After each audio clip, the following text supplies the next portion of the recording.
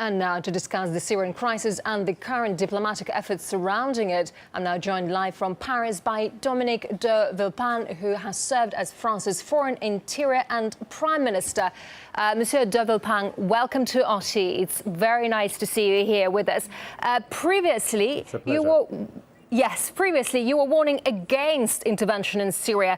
What's your position now, and do you believe this chemical disarmament plan is a move that can permanently prevent military strikes?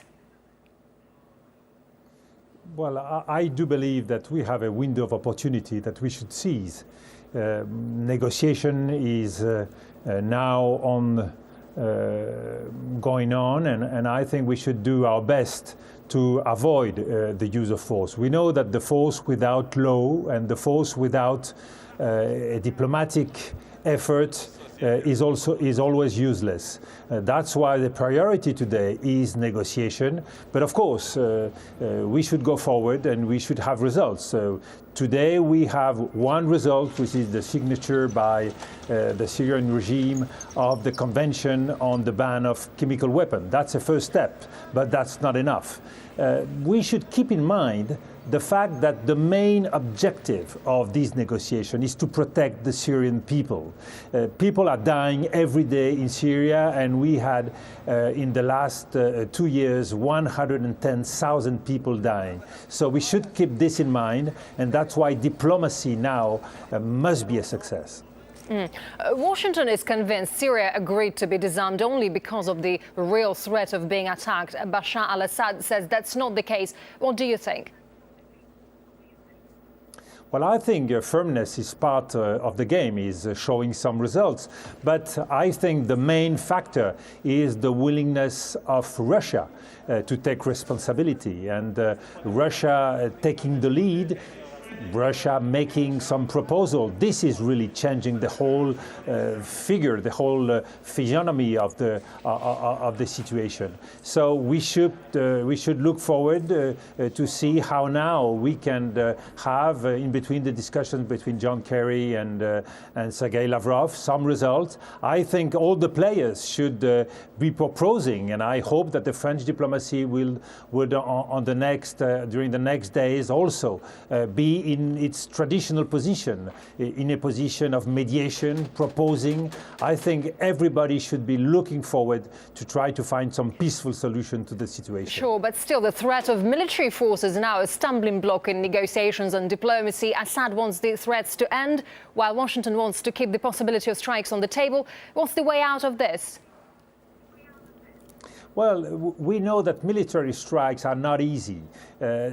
First, because there is no majority in the Congress favoring the use of force. Second, because we know that in the last 13 years, the use of force did not give any result in the international scene. We've seen it in Afghanistan, we've seen it in Iraq, we've seen it in Libya. So we know that the solution for Syria is not force.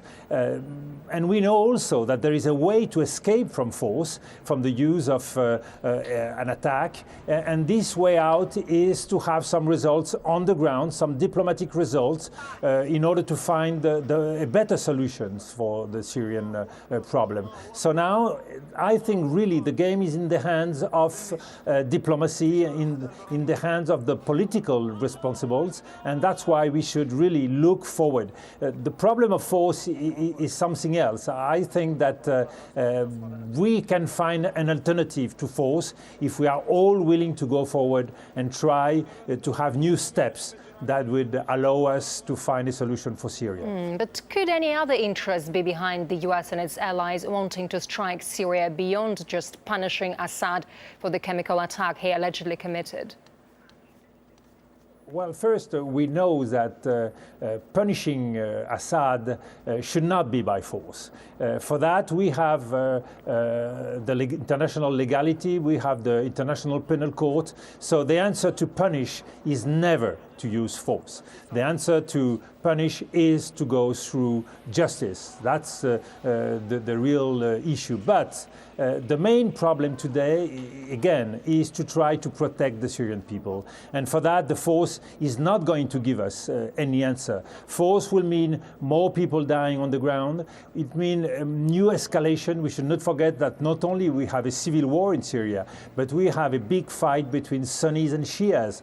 And so the problem is not at the level of the use of force. And we have seen in Iraq that force has only created more problems. We have 1,000 people dying every month in Iraq. So I don't think force is an answer. And if the Western countries, if the US, if France and the Europeans can see that there are some results, and again, this is the key, to avoid force, it is necessary to have some results on the ground, some results during the negotiations. And that's quite clear today.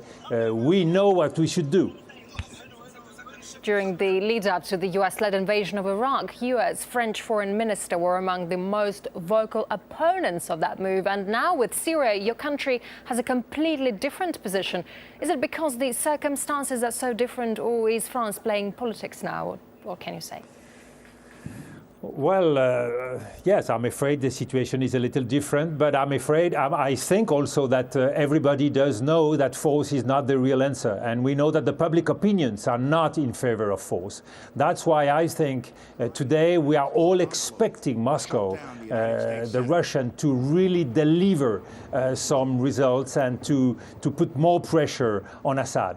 Nobody can be satisfied with the war going on. Nobody can be satisfied with the tensions in the region.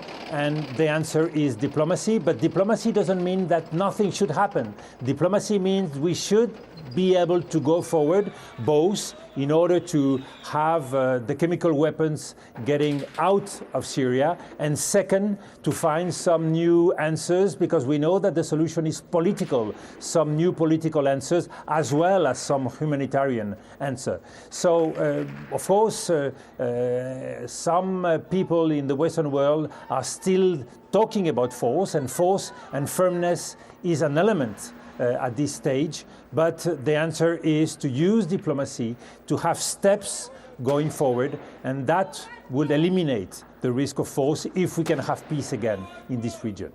All right, Dominique de Villepin, France's former Prime Minister, Foreign Minister and Interior Minister, live from Paris. Monsieur de Villepin, thank you very much indeed for your time. Thank you.